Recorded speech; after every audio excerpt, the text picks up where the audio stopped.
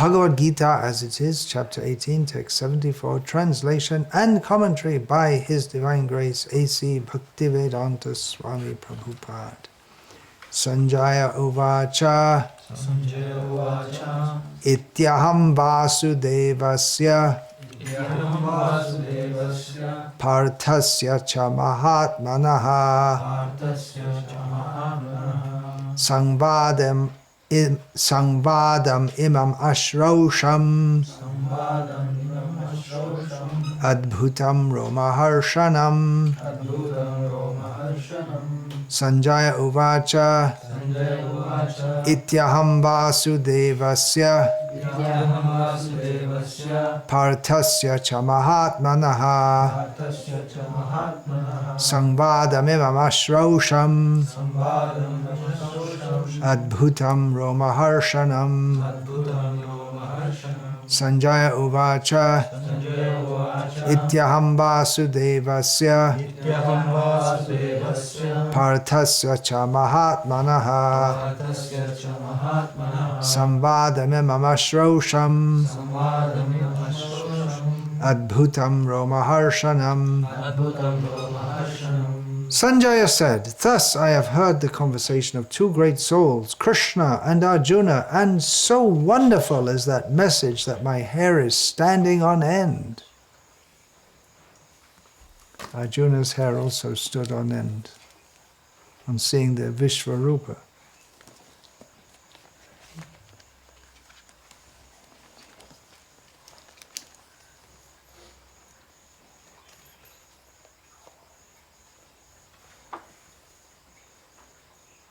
So, purport.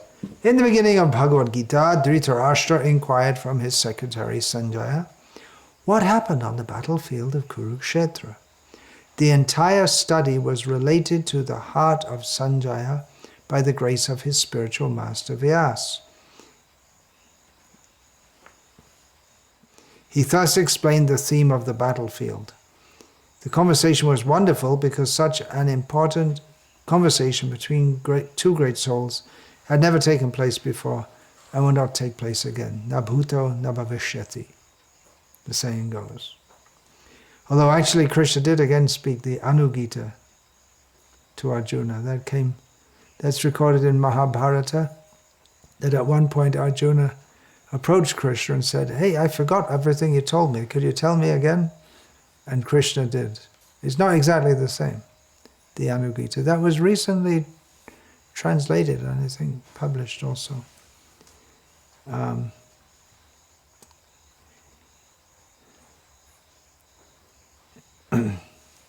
But it's not given the importance of Bhagavad-gita. And of course we have the Uddhava Gita also. I'm not sure whether that's spoken before or after chronologically. But anyway, Bhagavad-gita is unique. Afterward, yeah. Because when Krishna left, just before that he spoke to Uddhava. Just before he left this world. Yeah. Arjuna, it was wonderful because the Supreme Personality of Godhead was speaking about himself and his energies to the living entity, Arjuna, a great devotee of the Lord. If we follow in the footsteps of Arjuna to understand Krishna, then our life will be happy and successful. Sanjaya realized this, and as he began to understand it, he related the conversation to Dhritarashtra. Now it is concluded that wherever there is Krishna and Arjuna, there is victory. Om Jnana Timirandhasya Jnananjana Shalakaya Chakshurin Militam Yena Tasmai Shri Gurave Namaha Nama Shreshtham Manamapi Shachiputram Atra Swarupam Rupam Tasyagajam Ruparing Matarim Goshtavatim Radha Kundam Girivaramaho Radhika Madhavasham Prabto Yasya Pratita Kripaya Shri Gurum Tamnatosmi Vandeham Shri Guru Shri Ataf Padakamalam Shri Gurun Vaishnavangscha Shri Rupam Sagrajatam Sahagana Raghunatan Vitam Tam Sajivam Sadvaitam Savadhutam Parajana Sahitam Krishna Chaitanya Devam Shri Radha Krishna Padan Sahagana Lalita Shri Vishakhan Vitangs Cha. Hare Krishna, Krishna Krishna, Hare Hare. Hare Rama, Rama Rama, Hare Hare.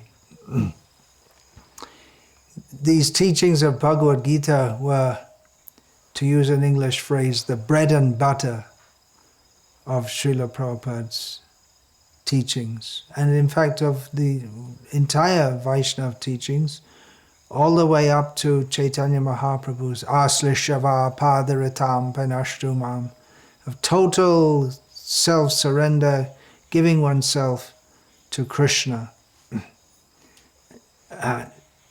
Bread and butter means that it's the basic teachings. It's the basic nourishment. There may be many tasty things apart from bread and butter, but bread and butter is the basic nourishment. That's the idea of that phrase. And it's also that bread and butter can be very tasty also. Srila Prabhupada was always enthusiastic to speak pretty much the same message. If we hear his lectures and his conversations, there may be some unique things. Sometimes he tells some stories that he hasn't told before, but basically he's speaking the same message of Bhagavad-gita over and over again. And it didn't bother Srila Prabhupada that, well, I've said this before. It wasn't that he was out to entertain his followers with saying different things, to titillate their imagination. Although speaking the same thing over and over again, that's called being repetitive. But the Vedic message is not repetitious. It's repeating it again and again. The word repetitious gives the connotation as something that's boring. But it's not boring. It's never boring. Even Srila Prabhupada, he said that if you go on reading his books again and again, you'll find new lights. He used that term, new lights, new insights. The teachings of Bhagavad-gita, there's so much in every verse. We can't. There's no question of coming to the end of it. We study Bhagavad-gita in the Bhakti Shastra course. There's study of Bhagavad-gita, but it's not that once one has been through that course, you can think, well, now I read it, I know it, I'm finished. Bhagavad-gita is Krishna. It's unlimited. So reading Srila Prabhupada's books really means with the attitude that Krishna, in summarizing or at the end of this Bhagavad-gita, that he states this. Sanjaya has just stated this. Krishna stated, Adhyeshyate chaya imam dharmam sambhadam avayoho jnana yagyena tenaham ishta syamiti me matihi. Krishna says this is a jnana yagya. Studying the teachings that Krishna gave to Arjuna is a jnana yagya, and one who studies this worships Krishna by his very intelligence. So it really requires that attitude of wanting to hear, wanting to understand this a sacred conversation. It's not a novel. Bhagavad-gita appears within the Mahabharata, which is a fascinating story or series of stories. And Srila Prabhupada states that the whole Mahabharata, huge work, is meant to bring us to this point of Bhagavad-gita. It's the essence of the teachings. There are many, many teachings amid all the stories of Bhagavad-gita, of Mahabharata. So it's not story form. Ramayana is a story. It's a true story, but it's a story, and it has a theme which makes us want to hear on and on and on what happens next. Well, actually, once you've been through it once, you know what happens next. But still, because it's transcendental subject matter, because it's about Lord Rama and Sita and Lakshman and Hanuman, we want to hear it.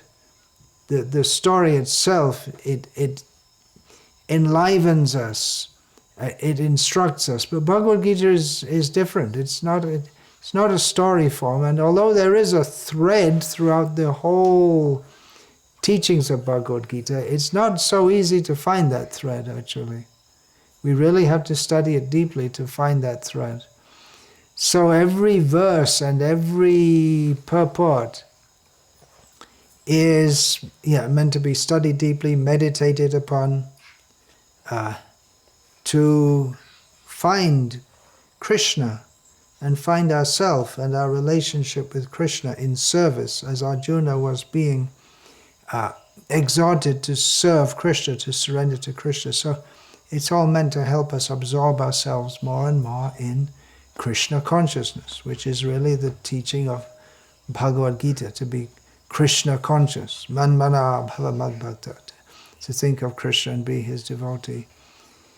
And as Srila Prabhupada often said, even one verse, if we understand it properly, then that one verse of Bhagavad-gita can give us all perfection. And it's true with everything in Srila Prabhupada's books.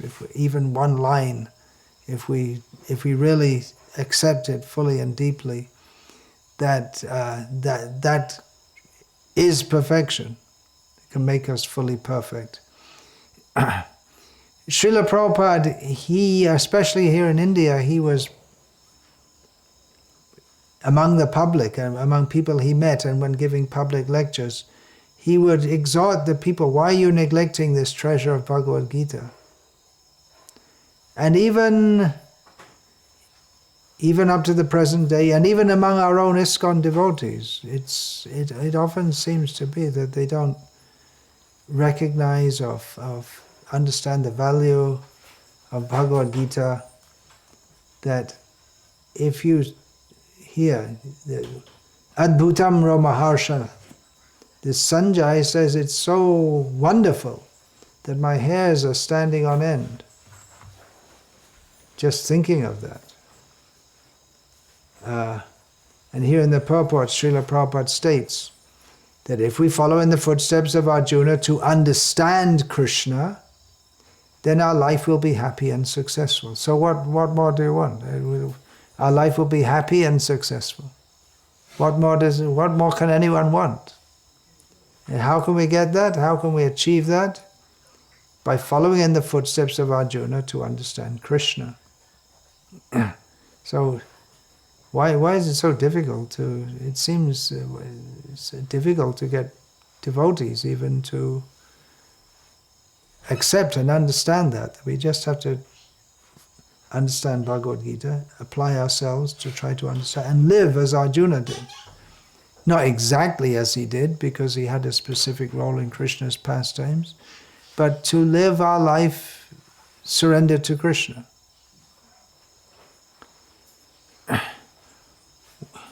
Now, of course, when Srila Prabhupada first came to the West, he was speaking Bhagavad-gita philosophy, but it wasn't only the philosophy that inspired his first followers to become his followers.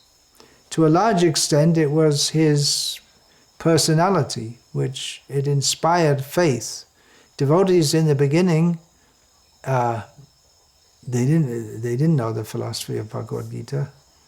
Even this Thomas Hopkins, he first heard about this Hare Krishna movement just in its incipient stage, and he was very excited because he was a scholar and he was studying what he came to know through Srila Prabhupada's Krishna consciousness. He was studying Bengali Vaishnavism, and he heard there was a Bengali Vaishnava movement in New York, and he was in Pennsylvania, quite close by. So he went to see, and he first met Srila Prabhupada's followers, and he couldn't understand how they were taken to Krishna consciousness because they didn't know anything, hardly at all, about it. Whereas he did. He knew a lot about it. And here are these people practicing the tradition from Bengal that he was studying and he knew a lot about. But they didn't know hardly anything about it. When he mentioned in Chaitanya Charitamrita, oh, what? What? They never heard of it. And he couldn't work out, how can they not know about it and still be so convinced that they're following it? And he said that when he met Srila Prabhupada, he understood. Because Srila Prabhupada embodied that whole tradition and that whole culture. And he himself is so full of Krishna consciousness that he inspired faith in people that even they didn't know really what they were doing, they wanted to be like him. That what he had, they wanted to get. So it wasn't that his Western disciples so much had faith in Shastra. That developed later, and Srila Prabhupada pounded on them, you have to have faith in Shastra. It's like in India, people take to Krishna consciousness, they have a great advantage due to their religious and cultural upbringing. But in the West, not only was there nothing of that religious and cultural upbringing, but it was really quite different, even opposite. But Srila Prabhupada inspired that faith. Maybe that's one reason why devotees nowadays, if we see the level of commitment and faith in Krishna consciousness, we often don't demand, as in ISKCON today, we don't demand as much of devotees as Srila Prabhupada did of his followers. He expected them to surrender and just, okay, go out, go to another country. Maybe you never even heard of the country. Go there, you don't know the language, you don't know anyone there. You don't even know much about Krishna consciousness. Go there and establish Krishna consciousness. And they did. They had great faith in him. And that we don't expect that level of commitment anymore. If we can get someone to, okay, why don't you chant one round? Okay, now you can chant 2 rounds. And okay, gradually 16 rounds. Okay, now maybe you can get initiated. And we often don't even preach within ISKCON today that as Prabhupada did from the beginning when he initiated, they should not eat food cooked by non-devotees, should not engage in frivolous activities, mundane sports. We hardly even expect devotees to do that. And how could Srila Prabhupada do that? He gave the message of Bhagavad-gita in a manner that the people, they were ready to fully surrender to Krishna, or at least fully surrender to him, without even knowing the message of Bhagavad-gita, or only in a very rudimentary way. So Srila Prabhupada inspired that by his own faith and commitment in Krishna consciousness.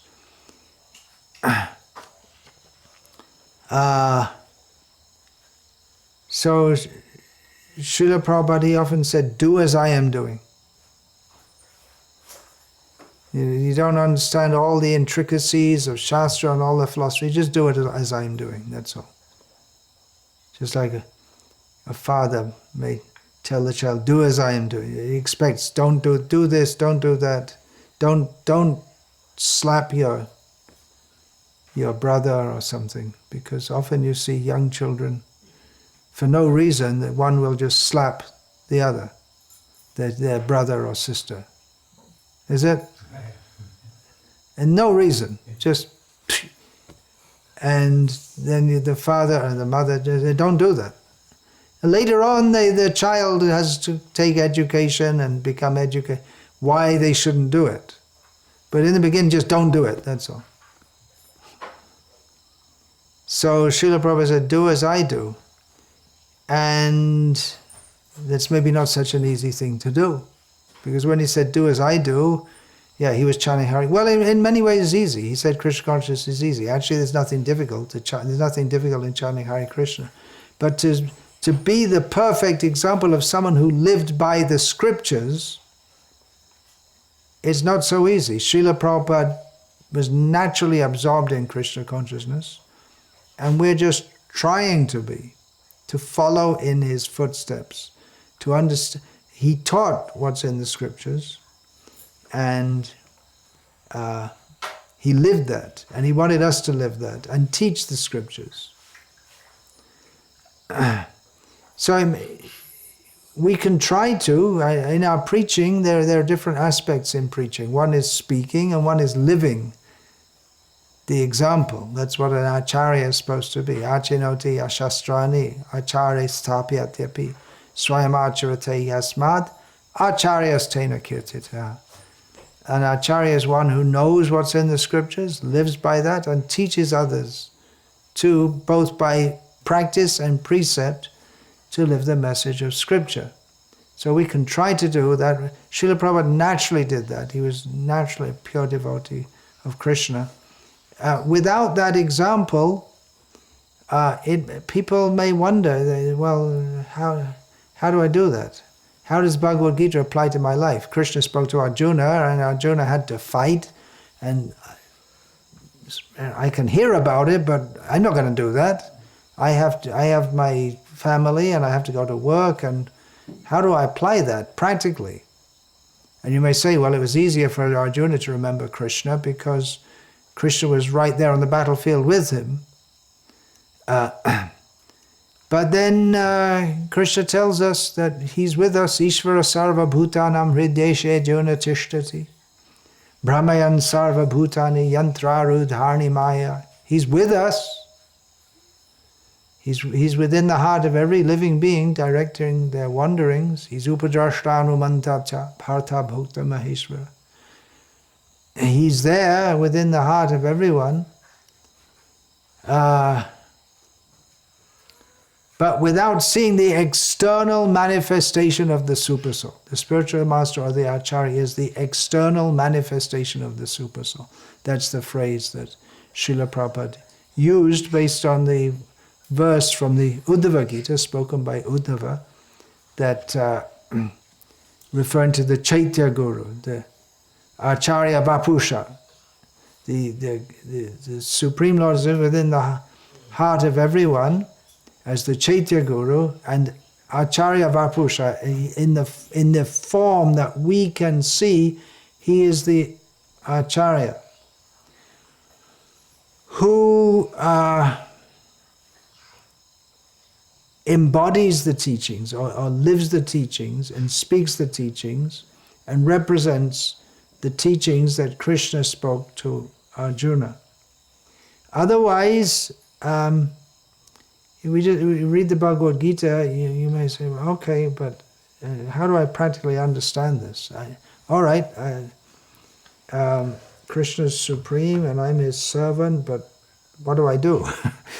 And of course, Srila Prabhupada established the International Society for Krishna Consciousness to practically give people an opportunity to engage in Krishna's service. So many temples were developed, were built. These farm communities Prabhupada wanted so that people can live together and practically engage in Krishna's service. But we have to do it. Exactly how it'll make you happy, that's the promise, right? Your life will become happy and successful. How exactly that will happen? Well, you have to take it to see. You have to take to it to find that out. It's not just Bhagavad-gita is not supposed to be theoretical. It's supposed to be very practical. Arjuna is a very practical man. He wasn't a philosopher per se. He had some practical objections to fighting, and Krishna had to practically satisfy him. So, okay, so what do we do? So many people are going to be killed, and we're going to attack our gurus. What's the practical solution to this problem? Arjuna's solution, don't fight. And Krishna's solution, yeah, fight, but remember me. Do it because I want it. So how do we apply that in our lives? That we have to do it under the direction of the spiritual masters, with the faith that material solutions won't work. Arjuna had his own material solution. His own solution was, okay, Krishna, I got the solution, bye-bye. Have a nice fight, or don't fight, but I'll see you later. They want an easy way out. Arjuna wanted an easy way out, but Krishna didn't allow him. I personally feel in our Krishna consciousness movement these days, we're too much trying to give people an easy way out for Krishna consciousness. But actually it's not easy, because we say, well, Srila Prabhupada also said that you just add Krishna to your life, but that was the beginning, not that you go through your whole life just more or less doing your material things and add Krishna. Because, especially life in the modern world, the whole atmosphere is counter to what we require to be Krishna conscious.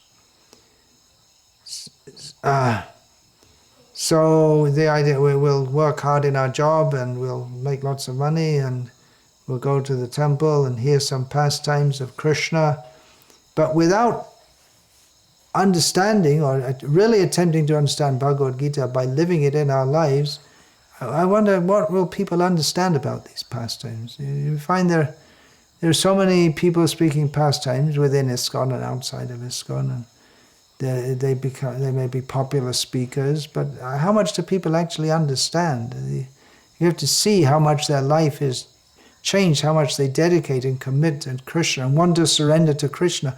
Otherwise, if you just hear pastimes without the bread and butter, the ABC, the Bhagavad-gita, I wonder, it's just like in the school, the children, they learn fairy stories, right? Cinderella, Goldilocks, Snow White and the Seven Dwarfs, and if they hear Krishna's dancing with the gopis and he's stealing the butter, I wonder if it means anything more to them than that. It becomes like a fairy tale. Long, long ago, once upon a time, Krishna was, and now they have the cartoon Krishna, which makes it more just some fun story with no real depth. Srila Prabhupada didn't give us cartoon Krishna. He gave us real Krishna, who we have to surrender to.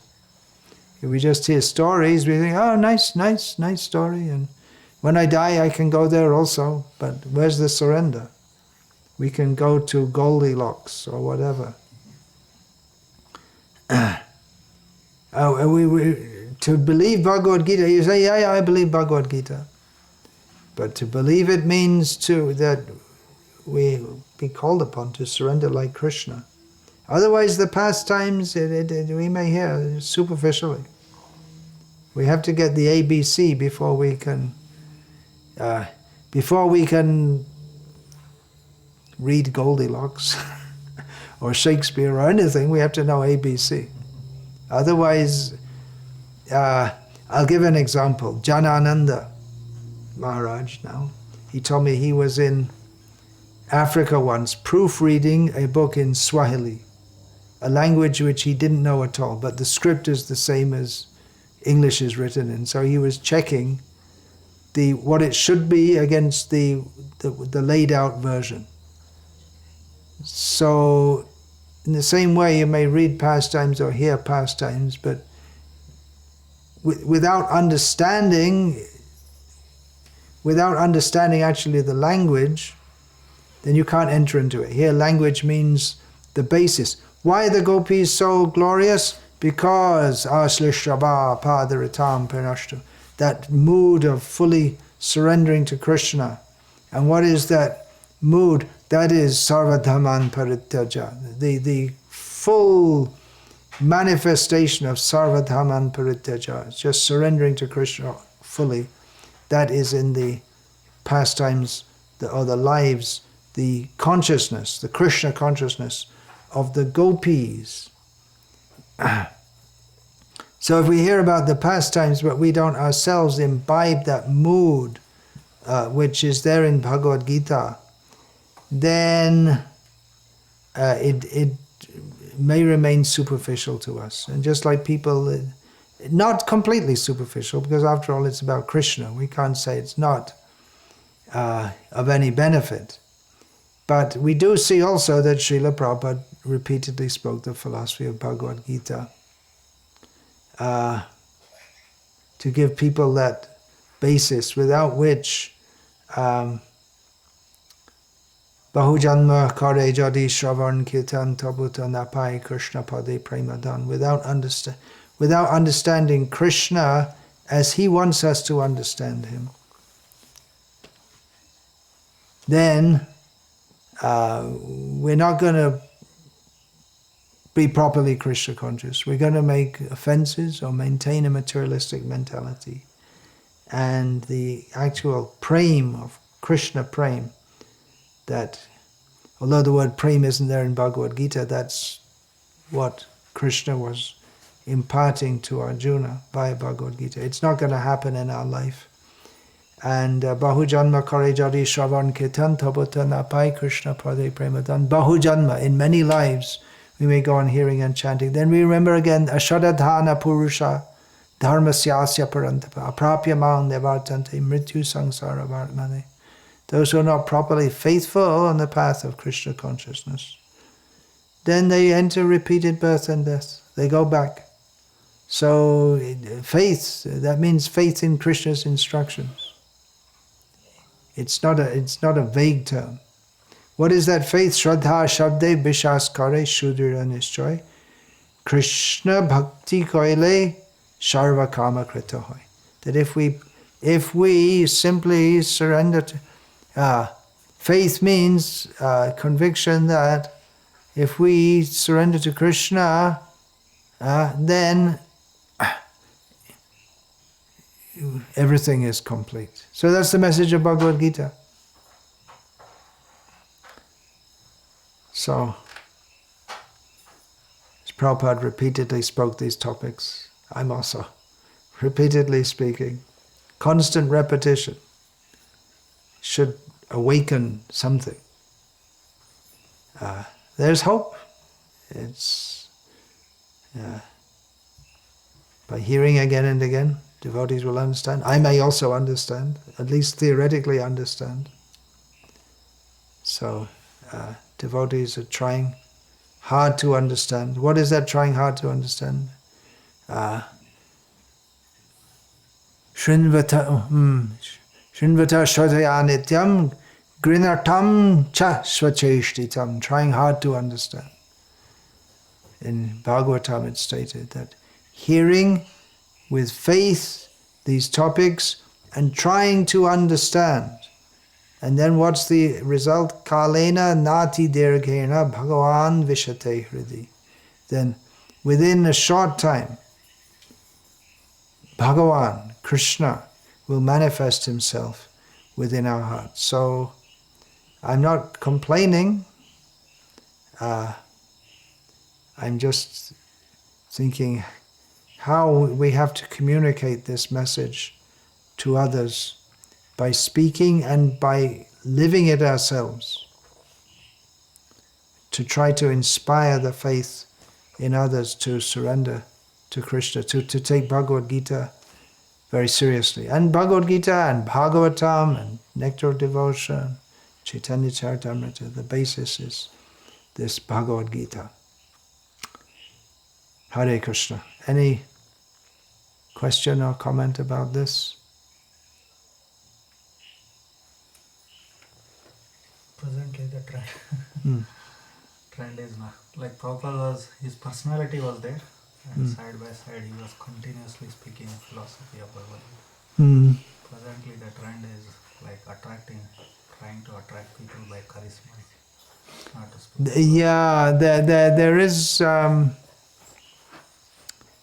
that could be said to be somewhat imitative of Prabhupada, that Prabhupada had this very attractive personality.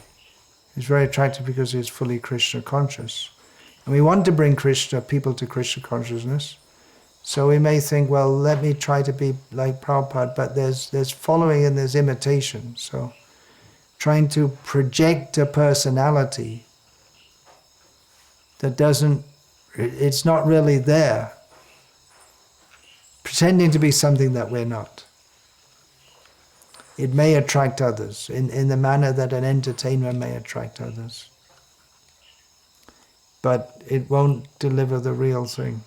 Krishna consciousness is very easy, but it's actually hard work to surrender. It's not so easy in that sense. But to imitate it or to make a show of it, that won't work. It won't actually work. Just Gokul Chandra Prabhu came here the other day. He told me something that psychologists have analyzed, that there's real laughing and imitation laughing. So you can you can laugh like that. And you can even move your shoulders as if you're really as if you're really laughing a lot. But according to psychology, they analyze, there are some muscles which you can't, maybe a yogi could, but generally you can't. They only move when you're really near the eye. They only move when you're really actually laughing. So there's imitation and the real thing. The imitation can inspire people a little bit, just like canned laughter, that's called. We used to watch the comedies on TV, and especially the American comedies, that you'd hear the canned laughter, because it wasn't very sophisticated at that time. It was either recorded or just some sound of people laughing, and it's supposed to make, when there's a joke or something, and there's supposed to be a cue to you to, oh, that's supposed to be funny, then you start laughing also. You know what I'm talking about? Yeah. Canned laughter. Sounds like a group of people all laughing together, and it just comes on for a few seconds, same amount of time each time, sounds exactly the same every time.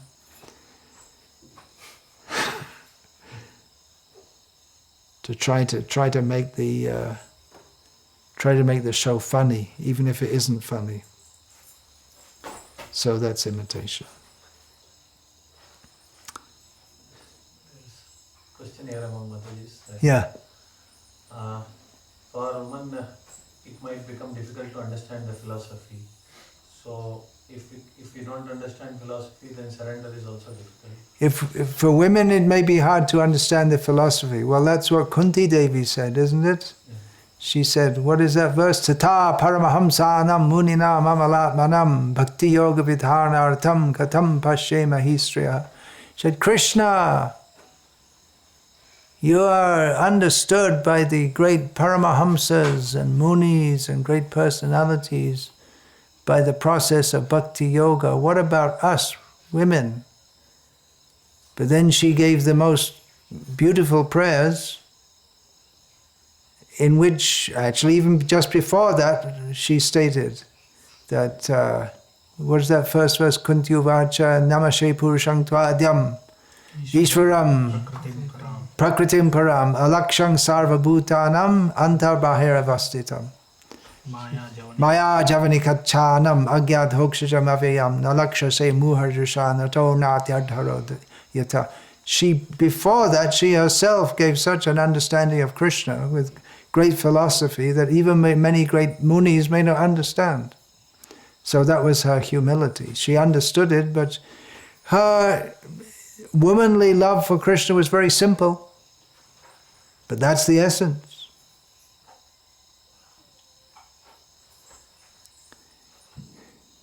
Anyway, if all the Matajis here just stay here and do their service, then men, women, everyone, they'll all go to Krishna.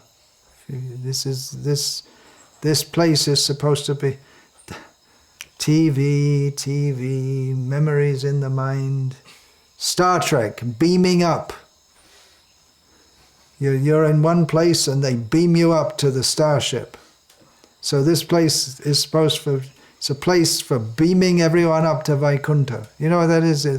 It's in Star Trek, was it Star Trek? I think it was, yeah. No, Star Trek. It was a TV serial. TV series. Yeah. So they beam you up. That means they disintegrate. There's this starship, which is the spaceship or whatever, and they put a light on you, and then they disintegrate all your body and reintegrate it somewhere else. So that's called beaming you up. They beam you up to the starship. So this place is meant for beaming us up to the spiritual world. So just the very fact that you're living here means that you're understanding the philosophy of Bhagavad-gita. At least to the extent that, yeah, we want to do this. Is it not? We want to be Krishna conscious. So you hear Bhagavad-gita, you understand. You can read Kunti's prayers. Full of so much transcendental instruction there. Plus the same mood as, it's the same mood as the gopis at Ashlishava Padaritam. You can embrace me or kick me. But that same mood Kunti Devi gives for the sadhaka. That Vipada Santu Shashash, Vipada Santu Yashashva Tatra Tatra Jagat Guru Bhavato Darshanam Yahi Apuna Bhavadarshanam. She says that may we have many difficulties, because if there are many difficulties, we'll remember you, and if we remember you, we'll see you, and if we see you, we won't see repeated birth and death. Vipada Santu Tashashvat Tatra Tatra Jagat Guru Bhavato Darshanam Yat Syad Apuna Bhavadarshanam. So you read it. You may not have much time to read. You're busy.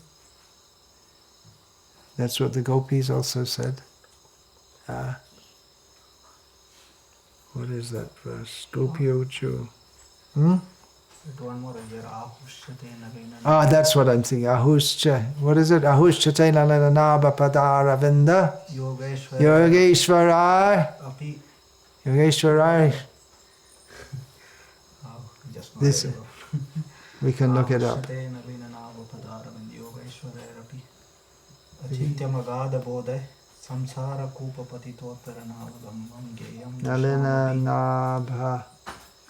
geyam jushamapi. Yeah, that's what the gopis said. They said, Ahushchate. They said, your, oh lotus-naveled Lord, your Ahushchate lalina naba padara vindam yogeshwarai hridi vichintya magada bodhai sangsara kupa patito taranava lambam geham jushamapi. Manasyuddhyat sadanaha. This is a great verse for every housewife, following in the footsteps of the gopis. Dear Lord, speaking to Krishna, your navel is just like a lotus flower, your lotus feet are the only shelter for those who have fallen in the deep well of material existence. Your feet are worshipped and meditated upon by great yogis and highly learned philosophers. So this is following in the Tata Paramahamsanam verse of Kunti Devi. We wish that these lotus feet may also be awakened within our hearts, although we are only ordinary persons engaged in household affairs. So the gopis, they're housewives. They're milking the cows, feeding their children, churning the butter, but they're always absorbed in Krishna.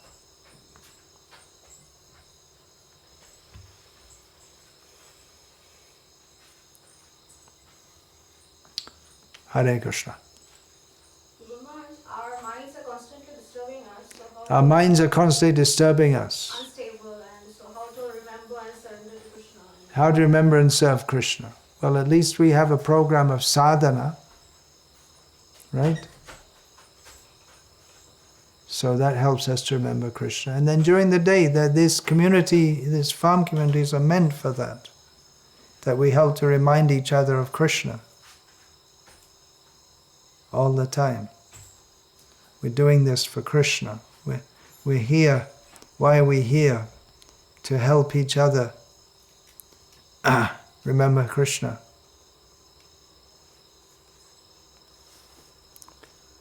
So that's your duty, to remind others of Krishna. If you remind others of Krishna, You automatically remember Krishna yourself. But at least when we're having kirtan and classes, then there's automatic remembrance of Krishna, because that's what we talk about, right? We sing about Krishna, we talk about Krishna.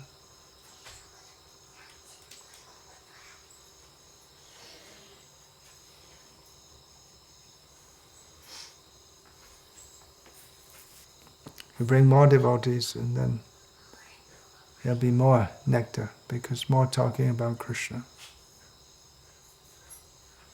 Can have more children, and then can train them. They'll also chant Hare Krishna.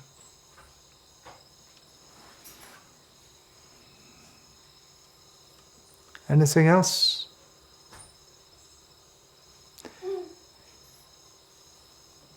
Then, in that case, parivadatu jano yata tatava nanumukaro navayam vicharyamaha hari rasa madira madati mata bhuvi vilutama natama nirvishama dante nidhaya chunakam padayane patya kritvacha kakushatameta daham bravimi he sadhava sakalam eva vihaya durad chaitanya chandra charane kuruta nuraga ancha kalpataru prascha kipa sindhya vichapaditana pavanebhyo vaishnavebhyo namo namaha.